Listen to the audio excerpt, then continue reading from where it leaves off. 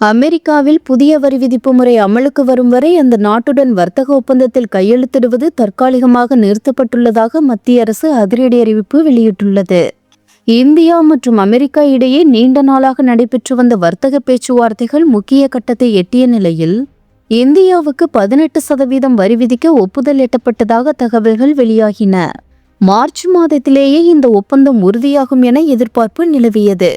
ஆனால் அதிர்ச்சியாக உலக நாடுகளுக்கு ஒருதலை பட்சமாக விதிக்கப்பட்ட வரிகளை அமெரிக்க உச்சநீதிமன்றம் செல்லாது என நிராகரித்தது.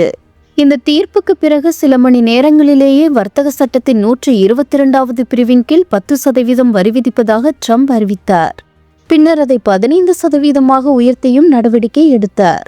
இருப்பினும் இந்த வரி விதிப்பு 150 நாட்கள் மட்டுமே அமலில் இருக்கும் என தெரிவிக்கப்பட்டுள்ளது.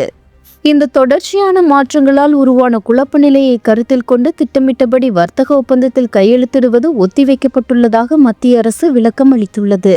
அமெரிக்காவில் புதிய வரி கட்டமைப்பு தெளிவாக அமலுக்கு வந்த பின்பே இந்தியா அமெரிக்கா வர்த்தக ஒப்பந்தம் இறுதி செய்யப்படும் என்று வர்த்தகத்துறை செயலாளர் ராஜேஷ் அகர்வால் தெரிவித்துள்ளார்.